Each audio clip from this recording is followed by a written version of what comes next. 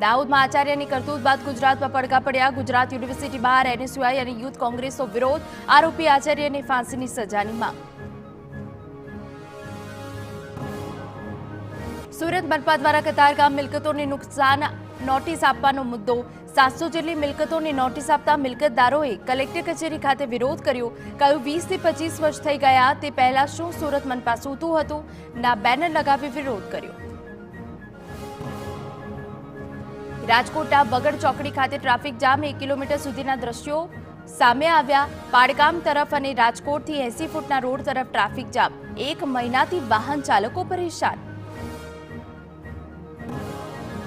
વડોદરામાં વિશ્વામિત્રી નદીના દબાણો મુદ્દે નોટિસો અલ્ટિમેટમ પૂર્ણ. અગોરા મોલના ક્લબ હાઉસ પર ફરી વળ્યું તંત્રનું બુલડોઝર. ક્લબ હાઉસે તોડી પાડવામાં આવ્યું.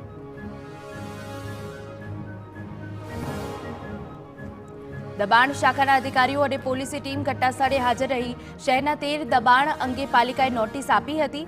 નોટિસ બાદ ખુલાસાના જવાબો મુદ્દે પણ નિર્ણય લેવાશે. અમદાવાદ મહાનગરપાલિકાની સામાન્ય સભામાં હાટકેશ્વર બ્રિજનો મુદ્દો ગરમાયો. વિપક્ષ નેતા શહેજાદ ખાને હાટકેશ્વર બ્રિજના ટેન્ડરની કિંમત બાબતે બેધારી નીતિનો આરોપ લગાવ્યો. હાટકેશ્વર બ્રિજ અને પાંજરાપોળ બ્રિજના ખર્ચમાં મોટો તફાવત સામે સવાલ ઉઠાવ્યો.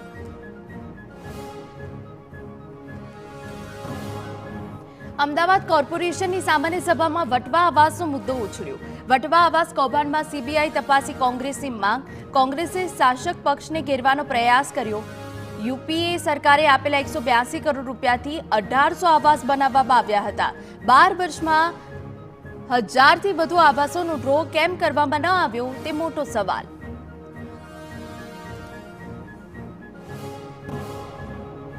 રાજકોટ ટીઆરપી ગેમ ઝોન અગ્નિકાંડ બાદ મનપા સતર્ક. નવરાત્રીના ઉત્સવમાં મનપા નથી લેવા માંગતી કોઈ જોખમ. નવરાત્રી પહેલા જ મનપાના ફાયર વિભાગ દ્વારા નોટિસ જાહેર કરાઈ.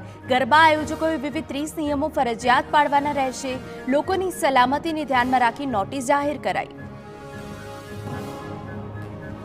રાજકોટમાં અગ્નિકાંડ બાદ કોઈ પણ ફાયર ઓફિસર ચીફ ફાયર ઓફિસરનો ચાર્જ લેવા નથી તૈયાર. હાલમાં ઇન્ચાર્જ તરીકે ફરજ બજાવતા અમિત દવે ટૂંક સમયમાં ચાર્જ છોડશે. દવે ચીફ ફાયર ઓફિસરની જવાબદારીમાંથી મુક્તિ માંગી. રાજકોટમાં વરસાદી માહોલ વચ્ચે મોટી જાનહાની ટળી. વિરાણી હાઈસ્કૂલ ગ્રાઉન્ડનો વિડીયો વાયરલ. વેલકમ નવરાત્રીના આયોજનમાં હોર્ડિંગ્સ પડ્યા. ભારે પવનના કારણે ઘટના બની. પવનના કારણે ગ્રાઉન્ડમાં સેન્ટર ટાવર તૂટી પડ્યો. સદનસીબે જાનહાની નહીં. રાજકોટના ગેમ ઝોન અગ્નિકાંડ બાદ ગરબા આયોજનો માટે કડક નિયમો. મનપા કોઈ પણ જોખમ લેવા ન માંગતી હોવાથી ફાયર સેફટીની નોટિસ જાહેર કરાઈ. ગરબા આયોજકોને અલગ અલગ 30 જેટલા નિયમો ફરજિયાત પાડવાના રહેશે. લોકોની સલામતીને ધ્યાનમાં રાખી ફાયર વિભાગે નોટિસ જાહેર કરી. નવરાત્રીને ધ્યાનમાં રાખી જામનગર પોલીસ એક્શન મોડમાં. ગરબા ગ્રાઉન્ડ નજીક પોલીસની ટીમ તૈનાત. ઉપરાંત સોશિયલ મીડિયા પર સાયબર ક્રાઇમ નજર રાખશે. શી ટીમ, એલસીબી, એસઓજી સહિતની team round the clock patrolling કરશે. મેડિકલ ઇમરજન્સી માટે પણ પોલીસની ટીમ કાર્યરત રહેશે. સુરત શહેરમાં નવરાત્રીની તૈયારી પૂરજોશમાં. વ્યવસ્થા જળવાઈ રહે તેમજ આયોજકો પર નિયમોનું પાલન કરે તે માટે સૂચના. શહેર પોલીસ કમિશનર કચેરીએ અનુપમસિંહ ગેહલોતની અધ્યક્ષતામાં મીટિંગનું આયોજન. મહેસૂલ વિભાગના એસીએસ જયંતી એસ રવિએ ઈડરના હિંમતપુર ગામની મુલાકાત લીધી. જમીન માપણી અને સર્વેલન્સ, નાગરિક અને શાસનના વિષય પર ચર્ચા કરી. ગ્રામજનોએ જમીન માપણી સંદર્ભે પોતાના પ્રશ્નોની રજૂઆત કરી. સ્થાનિકોને પ્રોપર્ટી કાર્ડનું વિતરણ કર્યું. દાહોદ નકલી એને બાદ નકલી સર્વે નંબરો બહાર આવ્યા. માસ્ટરમાઇન્ડ શૈશવ પરીખની ધરપકડ બાદ ભૂમાફિયાઓમાં ફફડાટ. ગાંધીનગર વિજિલન્સની ટીમના 3 દિવસથી દાહોદમાં ધામા. કલેક્ટર દ્વારા તપાસ બાદ ગુનો દાખલ કરવા 7 જેટલા અધિકારીઓની નિમણૂક.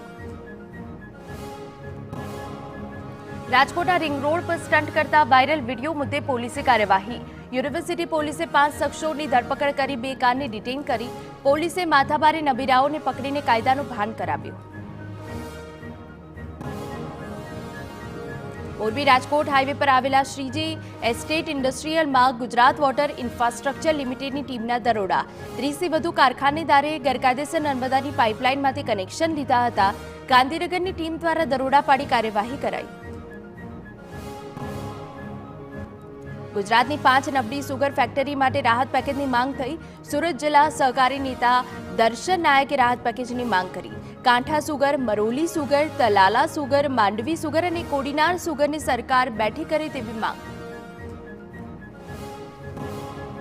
સુરતમાં કેન્દ્રીય જળપ્રધાન સી.આર. પાટીલનું મોટું નિવેદન. ગુજરાત, રાજસ્થાન અને મધ્યપ્રદેશની નદીઓનું જોડાણ કરાશે. 3 રાજ્યોની 20 નદીઓ એકબીજા સાથે જોડાશે. વડાપ્રધાનના હસ્તે આ કાર્યની શરૂઆત કરવામાં આવશે. જળ મંત્રાલયના અધિકારી સાથે ચર્ચા કરી તમામ તૈયારીઓ કરી લેવાઈ. સુરત શહેરમાં વધુ 450 લોકોના ડ્રાઇવિંગ લાયસન્સ રદ કરાશે. બેજવાબદારીપૂર્વક ડ્રાઇવિંગ કરી બીજાના જીવ જોખમમાં મૂકનાર સામે પોલીસી કાર્યવાહી. અગાઉ 130 વાહન ચાલકોના લાયસન્સ રદ કરાયા હતા. ટ્રાફિક પોલીસે આરટીઓને બેદરકાર વાહન ચાલકોની યાદી સુપ્રત કરી. 22 ટીમોએ કરેલા ચેકિંગ બાદ યાદી બનાવાઈ.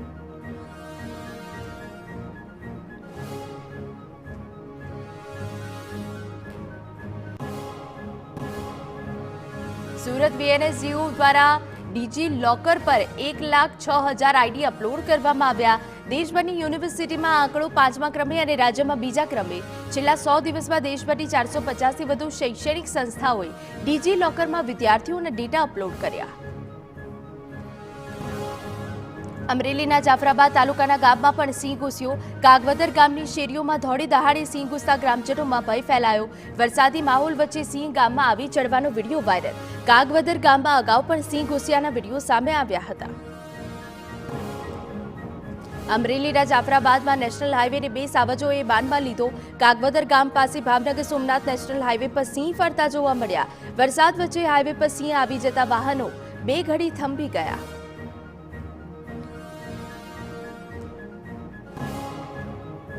ગાંધીનગરના સેક્ટર 3 વિસ્તારમાં બાખડતા આખલાનો વિડીયો વાયરલ.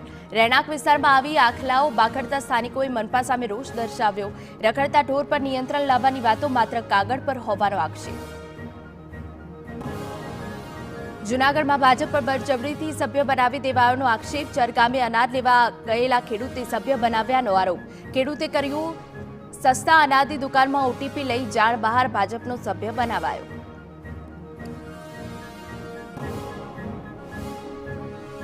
સુરતમાં માંડવી ખાતે ભાજપ દ્વારા રાહુલ ગાંધીના અનામત અંગેના નિવેદનનો વિરોધ. જિલ્લા ભાજપ સંગઠન સહિત સાંસદ અને ધારાસભ્યો હાજર રહ્યા.